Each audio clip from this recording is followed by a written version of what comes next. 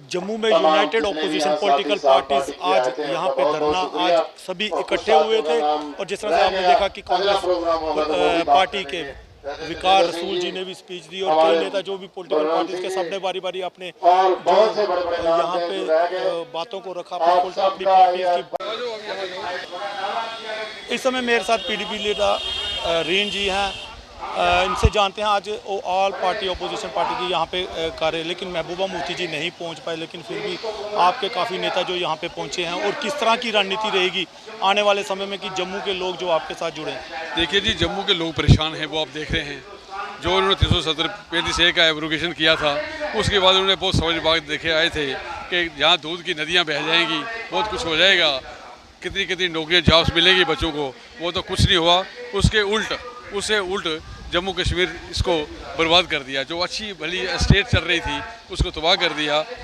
सबसे पहले तो ठेकेदारी सिस्टम जो यहाँ था वो सब के बाहर के लोग लाए यहाँ से। जहाँ वाइन का काम था, जो लोगों 50-50 साल हो गए लोग काम कर रहे थे, वो बेरोज़गार कर दिए उन्होंने, तबाह कर दिया उनको। फिर उसके बाद बजरी, रेता, जो इतना भी सामान था वो सब बार से आए। आई कंट्रैक्टर जितने भी हैं, जो डेवलपमेंट के काम अगर हो भी रहे हैं तो थोड़े वो भी लोग बाहर से आए हुए हैं। यहाँ से कोई काम नहीं है, बच्चों को जॉब नहीं मिल रहे, बच्चे ड्रग्स में जा रहे हैं। और इस वक्त ये लोगों ने फील किया कि इस वक्त ये हमारी स्टेट तबाह हो चुकी है, इसलिए पॉलिटिकल पार्टियाँ सारियाँ इकट्ठी जॉइंटली होकर यूनाइट होके तो ये आगे इकट्ठी हुई हैं और मोर्चा लगाया। और जैसे आपने ये अभी करगिल का रिजल्ट देखा कि 26 में सिर्फ 2 सीटें बीजेपी की आई हैं और यहाँ ये इकट्ठे हो जाएंगे यहाँ। और हमें पूरी उम्मीद है कि ये 2 सीटें भी जम्मू में बीजेपी को नहीं मिलेंगी। क्या लगता है कि आने वाले समय में ओपोजिशन पार्टी इस तरह ही एकजुट रहेगी जिसमें करगिल या कहीं अन्य जगह पे दिखाई दे रही है? बिल्कुल लग रहा है जी, क्योंकि लोग मजबूर हैं, वो पॉलिटिकल पार्टियों के पास जा रहे हैं और अपनी परेशानियां दिखा रहे हैं। आज की डेट में यहाँ ये कौन सा राज है, कोई डेमोक्रेसी खत्म हो गई है, डेमोक्रेटिक सिस्टम टोटल ज़ीरो है यहाँ बिल्कुल। इसलिए डेमोक्रेसी लाने के लिए लोगों को चुनी हुई सरकार चाहिए। लोग किसी नुमाइंदे के पास जाएंगे, एमएलए के पास जाएंगे, किसी मिनिस्टर के पास जाएंगे, अपनी बात रखेंगे, अपना काम करवाएंगे। आज की डेट में तो हालत ख़राब है जम्मू कश्मीर। पीडीपी की क्या रणनीति, अगर पीडीपी की बात करें पर्सनली तो क्या रणनीति है, किस तरह से जो लोगों के बीच में जाके क्या बातचीत की जा रही है? आप देख रहे हैं हम लोगों के बीच में जा रहे हैं। आज जलसे में कितने लोग हमारे पीडीपी के आए हुए हैं, आप यहाँ नज़र मार रहे हैं। ये सब मैडम महबूबा जी के आपसे पूछा था कि वो आज नहीं पहुँचे, वो किसी मजबूरी से नहीं पहुँच सके। कल उन्होंने मद्रास जाना है, कल वहाँ जा रहे हैं, उनके लिए तैयारी है, सुबह उनकी फ़्लाइट है, इसलिए यहाँ से आके फिर उनकी जाना मुश्किल था, इसलिए वो मजबूर थे, नहीं आ सके। ऐसी कोई बात नहीं है कि ना आने की बात नहीं। आज से 2 दिन पहले हमने रेडिसन ब्लू में हमारी सारी मीटिंग हुई है, उसमें मैडम जी आए हुए थे, 3-4 दिन यहाँ चला है, मीटिंगें चली हैं, तो ऐसी बात नहीं है, जरूर चलेगा। शुक्रिया। पीडीपी के सीनियर नेता हैं रीन जी, और इन्होंने बताया कि जिस तरह से महबूबा मुफ्ती जी मद्रास जा रही हैं या कोई और प्रॉब्लम थी जिस कारण वो यहाँ पे नहीं पहुँच सकी, और रणनीति भी बताई कि लोगों के बीच में जाके इन्होंने किस तरह से बातचीत करनी है और क्या क्या लोगों के साथ किस तरह से जो अपने साथ लगातार जुड़ रहे हैं। इनका कहना है कि रैली में भी जो पीडीपी नेता हैं वो बहुत पहुँचे हैं। कमेंट राय जरूर रखिएगा। शुक्रिया। इस समय मेरे साथ भरद्वाज जी हैं, पूर्व बार एसोसिएशन प्रेसिडेंट और कांग्रेस नेता। आज के इस जो ऑल अपोजिशन पार्टी के यहाँ पे एक कार्यक्रम रखा गया है, क्या क्या विचार रहेंगे, जनता के लिए क्या बातें की जाएंगी या क्या रणनीति अपनाई जाएगी? देखो, मेन जो मुद्दा आज के इस फंक्शन का है वो ये है कि पूरे देश के अंदर डेमोक्रेसी प्रॉपरली फंक्शन कर रही है। हमारा संविधान डेमोक्रेटिक सिस्टम पे यकीन करता है, डेमोक्रेटिक वैल्यूज़ पे यकीन करता है। हमारी स्टेट एक ऐसी स्टेट है जिसको पहले इन्होंने यूटी बनाया और यूटी बनाने के बाद आज पिछले 9 साल से ज़्यादा साल हो गए हैं कि इलेक्शंस नहीं हुए। इलेक्शंस के बिना लोगों की सरकार में भागीदारी नहीं हो सकती, लोगों की जो ओपिनियन है वो प्रॉपरली प्रोजेक्ट नहीं किए जा सकते, लोगों के जो मसाइल हैं उनको प्रोजेक्ट नहीं किया जा सकता, उनको हल करने के लिए एडमिनिस्ट्रेशन जो है वो पूरे ठीक ढंग से काम नहीं कर रही है। इस सारी चीज़ को देखते हुए जम्मू कश्मीर की जितनी भी पॉलिटिकल पार्टीज़ हैं, आप देखिए बीजेपी को छोड़ करके सारी पार्टीज़ एक बैनर के नीचे आकर के यहाँ इकट्ठे हुए हैं और उन्होंने मेन जो मुद्दा रेज़ किया है वो ये रिया है कि डेमोक्रेसी जो है हमारी स्टेट के अंदर रिस्टोर होनी चाहिए। J&K यूटी को स्टेट का दर्जा जो है बहाल करना चाहिए, स्टेट के अंदर इलेक्शंस होनी चाहिए। आपने हर जगह आप हर कल आपने देखा इलेक्शन कमीशन ने 5 स्टेट्स के इलेक्शंस अनाउंस किए। हम ये उम्मीद करते थे कि J&K भी इसमें इंक्लूड होगा, लेकिन J&K को टाल दिया गया। इलेक्शन या चलो MP MLA तो बात की बात है, कॉर्पोरेटर और पंचायत की इलेक्शन क्यों नहीं करवाई जाए? वो आप इसीलिए ये समझते, आप देखिए कारगिल में इलेक्शंस हुए, इन्होंने कारगिल के इलेक्शंस को ये टेस्ट केस बना रहे थे। इनको अब ये पता चल गया हुआ है, एजेंसीज की रिपोर्ट्स इनके पास हैं कि हर एक एरिया में लोग बीजेपी के खिलाफ हैं, और अगर वकील जो लोग जो हैं बीजेपी के खिलाफ होंगे तो इनके लोग जीत नहीं पाएंगे। अपनी हार को सामने रखते हुए ये इलेक्शन किस तरह से ऑल पार्टी ऑपोजिशन जो है वो क्या रणनीति अपनाएंगे कि ज़्यादा से ज़्यादा लोग जो जम्मू कश्मीर के वो आपके साथ जुड़े, जिस तरह से आप लोग कह रहे हैं कि हम रैली भी करेंगे या और कार्यक्रम भी करेंगे आगे? देखिए, आज ये बेसिकली पहला पब्लिक प्रोग्राम था। आपने खुद देखा कि लोग अपने आप इस फंक्शन में आए हैं, कोई इनविटेशन नहीं था। कोई, जैसे मैं भी एक एरिया को रिप्रेजेंट करता हूँ, मुझे ये नहीं कहा हुआ था लोगों को आप साथ लेके आओ, लेकिन लोग अपनी मर्जी से वॉलंटरली इस फंक्शन में आए हैं। इससे ये महसूस होता है कि लोग मेंटली तैयार हैं और लोग ये चाहते हैं कि J&K के अंदर डेमोक्रेसी बहाल होनी चाहिए, इलेक्शंस होनी चाहिए और लोगों की पार्टिसिपेशन जो है वो एक जो हमारा एडमिनिस्ट्रेटिव सिस्टम है उसमें होनी चाहिए। शुक्रिया बरदवाई जी। और जिस तरह से कांग्रेस नेता बरदवाई जी सीनियर नेता हैं और बार एसोसिएशन प्रेसिडेंट भी रह चुके हैं, काफ़ी बड़ा एक्सपीरियंस है कानून का भी इनको, और इनका भी कहना है कि जल्द से जल्द जो इलेक्शन वगैरह या जो भी प्रोसेसिंग है वो होनी चाहिए, और आने वाले समय में इस तरह से कई और कार्यक्रम हैं जो इनकी पार्टी की तरफ से या ऑल अपोजिशन पार्टी की पॉलिटिकल पार्टीज़ की तरफ से जल्द ही करवाए जाएंगे। और भी लोगों से हम बातचीत करने की कोशिश करेंगे। आज जम्मू में कार्यक्रम रखा गया था ऑल पार्टी ऑपोजिशन से जो भी यहाँ पे, और इस समय मेरे साथ नेशनल कॉन्फ्रेंस के नेता वजीर साहब, क्या कहना चाहेंगे? संदीप जी, क्या कहना चाहेंगे आज के इस कार्यक्रम में? कार्यक्रम आपने देखा ही है, सारी पॉलिटिकल पार्टीज़ यहाँ आई हुई हैं। बेसिकली एक सिंबॉलिक धरना था। सिंबॉलिक क्या था कि सारी पॉलिटिकल पार्टीज़ ने मिलकर फैसला किया था कि हम बीजेपी को एक मैसेज देंगे, सेंट्रल गवर्नमेंट को मैसेज देंगे कि आप स्टेटहुड रेस्टोर कीजिए और जल्द से जल्द यहाँ असेंबली के इंतखाबात करवाइए, क्योंकि लोग परेशान हैं। क्योंकि बाकी स्टेट्स की इलेक्शंस अनाउंस हो गई, सिर्फ J&K की नहीं हुई। तो इस वजह से ये एक सिंबॉलिक धरना फारूक साहब की क़यादत में जब मीटिंग हुई थी ऑल पार्टी, तो उन्होंने कहा था कि एक रखा जाएगा। बेसिकली लोगों को लाने वाला कोई धरना नहीं था, ये था कि हर पॉलिटिकल पार्टी अपने जो वर्कर्स हैं उनको मैसेज फ्लोट करेगी कि भाई यहाँ पे सिट इन धरना है, यहाँ पे आना है। तो मेरे को बड़ी खुशी है कि सभी यहाँ आए हैं। हालांकि फारूक साहब और महबूबा जी नहीं आ पाए, लेकिन फिर भी उसके बावजूद भी ये बड़ा अच्छा जलसा कामयाब हुआ है और ये प्रोटेस्ट बहुत अच्छा रहा है। हर पॉलिटिकल पार्टी ने शिरकत की है, सोशल ऑर्गेनाइजेशंस ने शिरकत की है और सब ने अपने विचार रखे हैं। और मुझे लगता है कि ये एक मैसेज बीजेपी के लिए बड़ा लाउड एंड क्लियर है कि भाई हम सब एक हैं और हम एक होकर ही उनका मुकाबला करने वाले हैं। इसीलिए वो परेशान हैं, हम समझ सकते हैं उनकी परेशानी, वो परेशान है और इसीलिए इलेक्शन करवाने से भाग रहे हैं। जिस तरह से आपके सीनियर लीडर्स भी कह रहे हैं कि आने वाले समय में क्या जल्द ही एक बड़ी रैली की जा सकती है जम्मू या कश्मीर में? देखिए, ये बड़े लीडर्स ने ही डिसाइड करना है, हम तो वर्कर्स हैं, हमें जो हुक्म होगा हम उस पर पूरा उतरेंगे। अगर फैसला होगा कि रैली करनी है बड़ी, तो हमें क्या प्रॉब्लम है, उसमें कोई प्रॉब्लम नहीं है। जब यहाँ बैठ सकते हैं तो रैली भी कर सकते हैं, इसमें कोई दिक्कत। शुक्रिया संदीप सिंह जी, नेशनल कॉन्फ्रेंस के नेता हैं, और भी लोगों से बातचीत करेंगे। रहनुमा हजरात, मेरे भाइयों और बहनों, आज हमारे लिए, हम सब के लिए एक बड़ा दिन है, मुबारकबादी का दिन है। वो इसलिए कि आज कई सालों के बाद इस शहर में तारीखी रिवायात और हम सब के खूबसूरत शहर में आज एक आवाज उठ रही है, साझी आवाज। मैं लंबी तकरीर इसलिए नहीं कर लूंगा क्योंकि हमारे दोस्तों ने, साथियों ने बहुत कुछ कहा। अब जो हमारे सुनने वाले हैं वो भी अब थक भी चुके होंगे,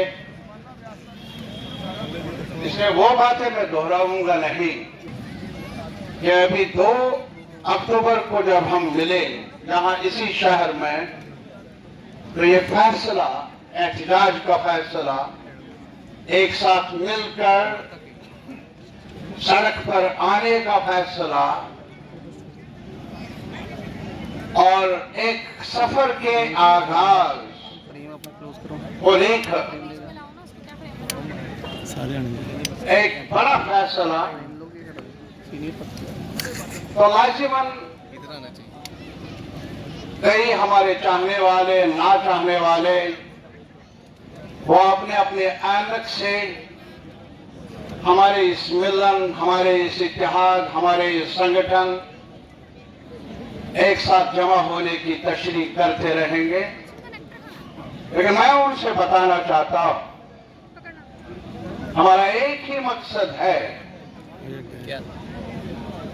कुछ मांगने का नहीं। हम में से कोई मांगने वाला न रहा है न है। हमारा कर्तव्य सिर्फ इतना है, ये कहना, और वो भी सरकार से मुखातिब होकर नहीं। वो इसीलिए क्योंकि सरकार के कारनामे इतने हमारे आवाम के सामने, वादे और एक लंबी कहानी, जो कहना वो करना नहीं, और झूठ की जो भी रेखा ये रही है आज तक, उनको भी पार करना, ये रीत रही है सरकार की। इसीलिए सरकार से हम कहेंगे कुछ नहीं। आज जम्मू कश्मीर आवाम की तरफ से हम सब मिलकर ये मुकदमा पेश कर रहे हैं मुल्क की एक बड़ी अदालत में। मशरिक, मगरिब से, नॉर्थ, साउथ से, सेंटर से यही अपील है हमारी, यही मुकदमा है हमारा कि हमें, हमसे जो छीना गया वो हमें वापस चाहिए। और हमारी मांग ये है आज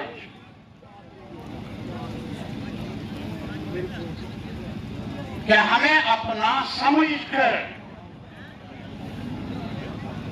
अपने इस बड़े मुल्क के हिस्से के तौर पर, जिस्म के एक अंग के तौर पर हमारी दर्द को पहचाने।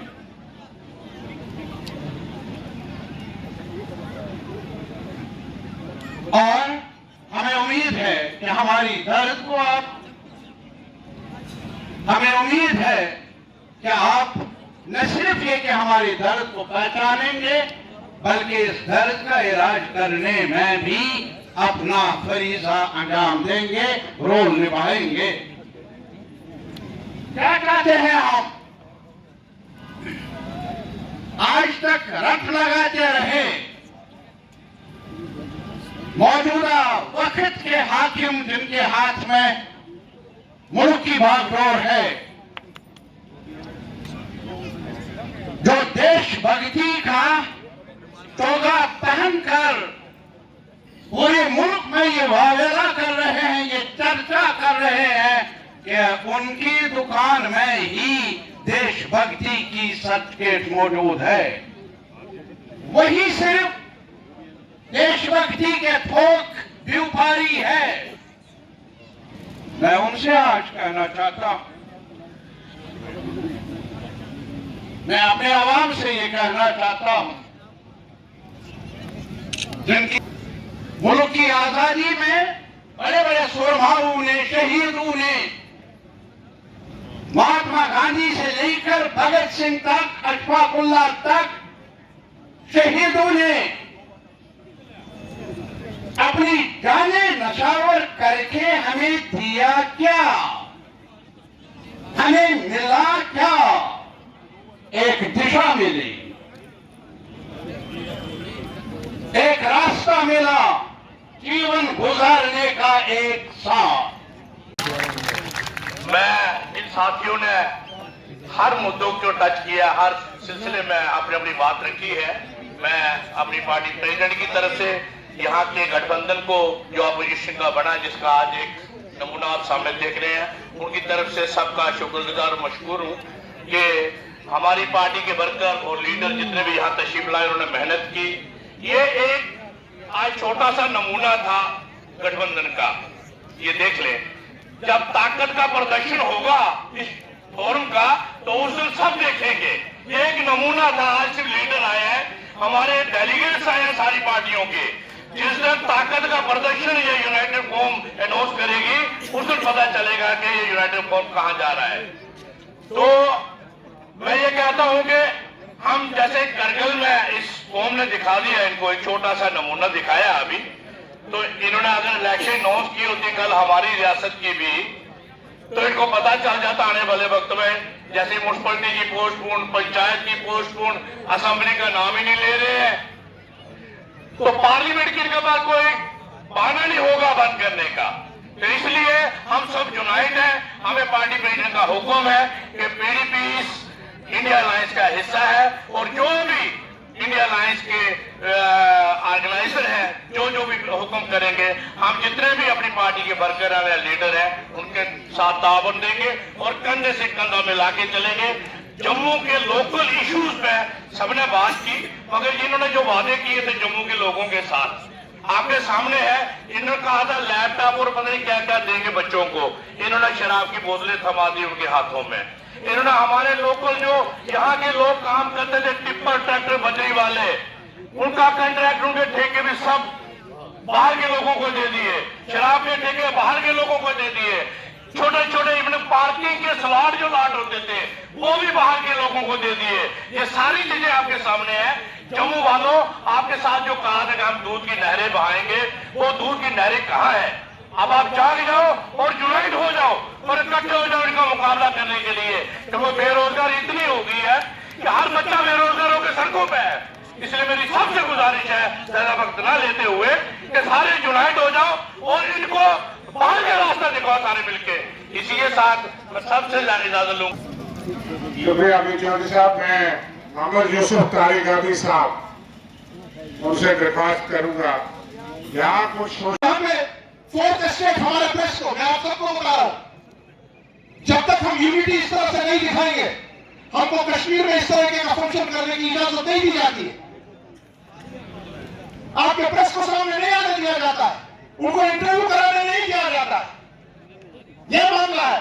और मैं यहां से जसारत करूंगा, क्योंकि आज हमारे जो सबसे चौथी के कायद यहां पर है, मोहतरम डॉक्टर फारूक अब्दुल्ला साहब, वो यहां पर अपनी सेहत की वजह से नहीं आ पाए, क्योंकि थोड़ा सा प्रॉब्लम तो हुआ था उनका, और अल्लाह ने उस ठीक ठाक कर दिया।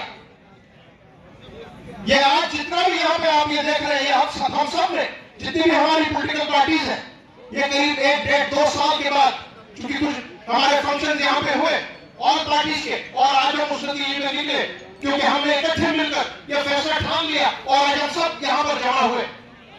इसी तरीके से जो दूसरा फंक्शन और पार्टीज का इंशाल्लाह कश्मीर में होगा, हमारी तरफ से, हमारी सब पार्टीज की तरफ से, वहां आप सबको हमारी तरफ से दावत होगी।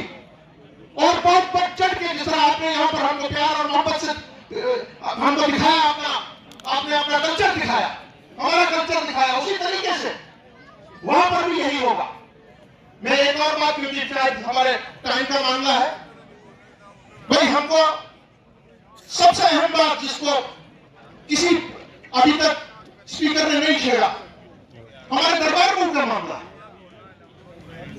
डोमिसाइल का मामला, ड्रग्स का मामला है। सुसाइड कर रहे हैं हमारे बच्चे कश्मीर में, जम्मू में, क्यों?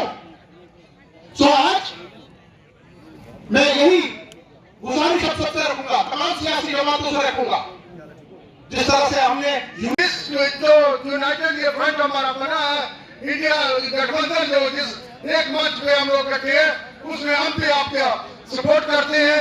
इसी के साथ मैं आपसे रजा लेता हूँ। जय हिंद, खुदा हाफिज। माननीय मुजफ्फर शाह पार्टी